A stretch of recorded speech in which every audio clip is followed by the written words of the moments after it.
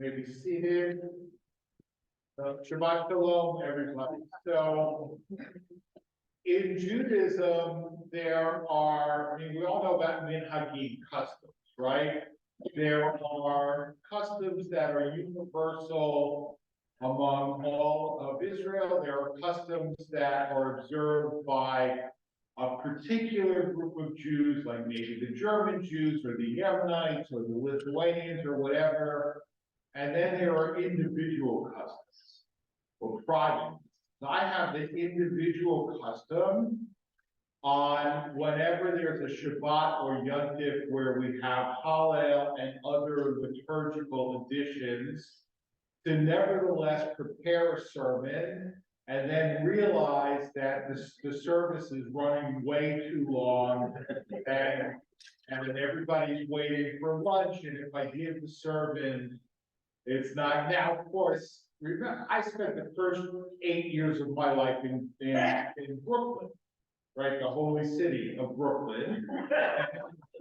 And I actually really could speak very fast, and I couldn't really just give the same sermon, just say it twice as fast, and it would be, but, you know, not everybody is from Brooklyn. Some people are from the South, or other, so I'm not gonna do that. So instead, but I am gonna say a few words, but just really very few.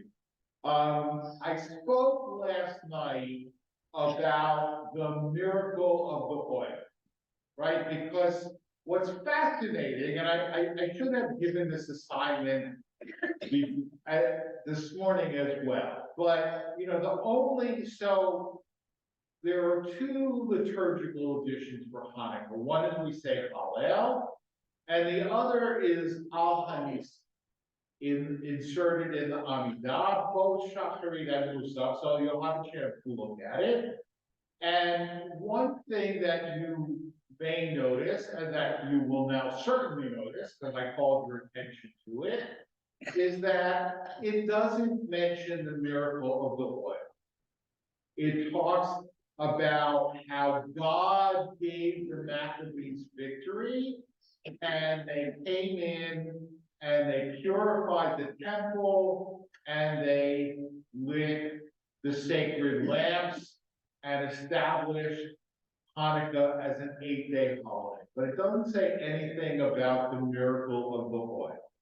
Okay, and the question I asked last night is, why doesn't it mention the miracle of the oil? And the heretical but almost certainly correct answer is because whoever composed Al Hanisi didn't mention the miracle of the oil because they didn't know about the miracle of the oil, because the miracle of the oil is not mentioned in the first book of Maccabees. It's not mentioned in the second book of Maccabees, okay, which are apocryphal. We don't include them in the canon of the Bible, but nevertheless they were known, right? So it's not included in either of the books of the Maccabees. It's also Josephus doesn't mention it, okay? And if you say, well, you know, who is Josephus? Josephus is somebody that you should know. Yosef ben Matityahu. He was a Jew. He was one of the zealots, and he went over to the Roman side. Okay, and he wrote during the war. He wrote several volumes in Greek of Jewish history. Okay, and much of what we know about that period comes from Josephus. I mean, I'll let you in on some. So Josephus doesn't mention the miracle of the oil, right? You know, it's a festive season for another major world religion.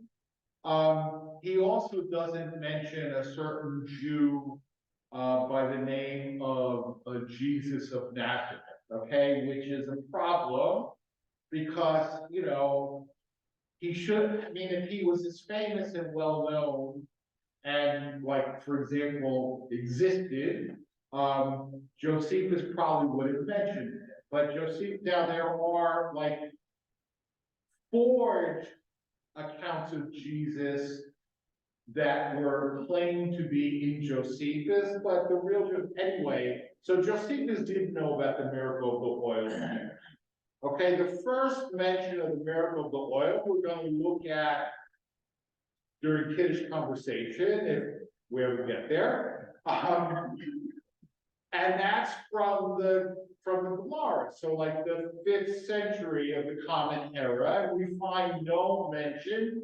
Now, it's an argument from silence, right? The fact that it's not mentioned doesn't mean it didn't happen, right? The fact that the first mention is in the 5th century doesn't mean that it was invented in the 5th century, but,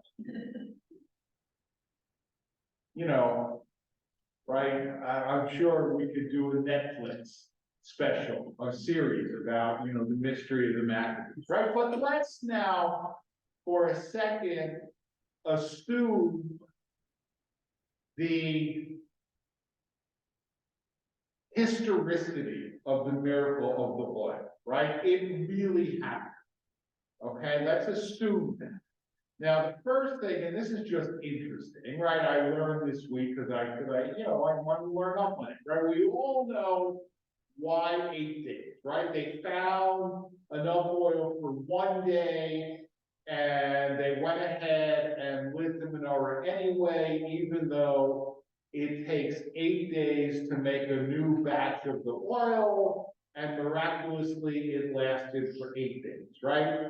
Question number one. Does it take 8 days to make olive oil? Answer. It does not take 8 days to make olive oil. Okay, I mean, not that I'm such an expert on the manufacturing of olive oil, but it doesn't take 8 days. Okay, what does take 8 days is ritual purification, right? If you look actually at Al-Hanisi, this, right, the oil in the temple was made impure because the Greeks had come into contact with it. Okay, for those of you who have Orthodox relatives in particular, you may know about the concept of yayin mevushal, right? Yayin mevushal is wine that's prepared in a special way.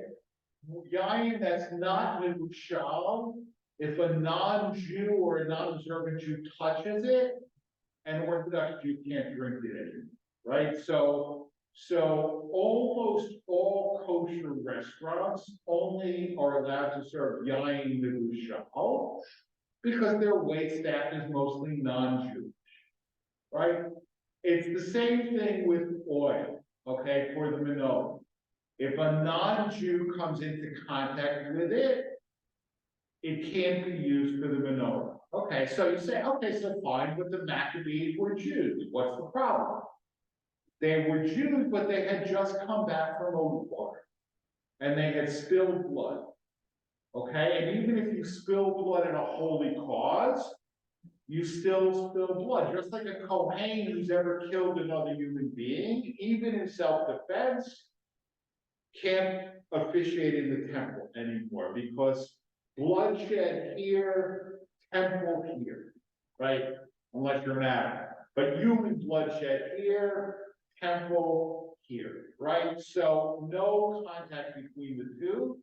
So the Maccabees, they had to go to the mikveh and become purified. And then after you go to the mikveh, it's 7 days until you're purified. And then 1 day to actually make the oil. So that gives us the 8 days, right? Now the question is, you're saying, okay, all this is very interesting, but what is this, right? So it's volunteer Shabbat, right? It's volunteer Shabbat. Now, what does any of this have to do with volunteer Shabbat? Okay, and I'm not going to play guess what the rabbi is thinking, right? The miracle of the oil never would have happened unless somebody had said, you know what? Instead of waiting the 8 days, let's go ahead and light the menorah now. Right? Instead of waiting 8 days, let's go ahead and light the menorah now. Because we can't wait to celebrate our freedom. We can't wait to celebrate our liberation. We can't wait to serve God. Right? And if whoever that was hadn't done that, there would have been no miracle of the oil, right? Because the miracle of the oil is only because they lit it in the last 8 days. If they didn't light it, no miracle, right? And somebody had to say, let's do it anyway, right? And to me, I mean, that is a message for volunteer Shabbat, right? Because some people look at what the shul doesn't have, and they say, "Oy, it's horrible that we don't have this, we don't have that, whatever, we have no future." Right? And other people look at the shul and say, "This is something we don't have. I'm going to step up and provide it." Right? I'm going to step up and provide it either by writing the check or by volunteering the time, or usually by both, because anybody who volunteers knows that it winds up costing them out of pocket, not right? Don't take that to me, never volunteer. But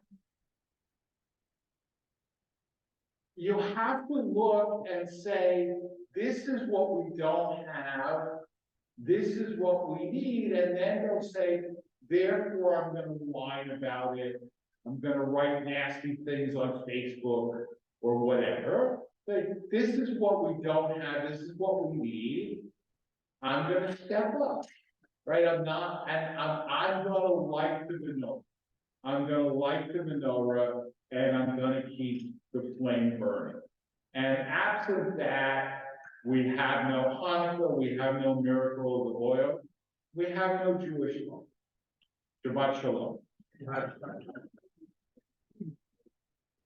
We continue with the Kaddish before Musa and Musa Amidah 155 or 428. We'll say Musa together.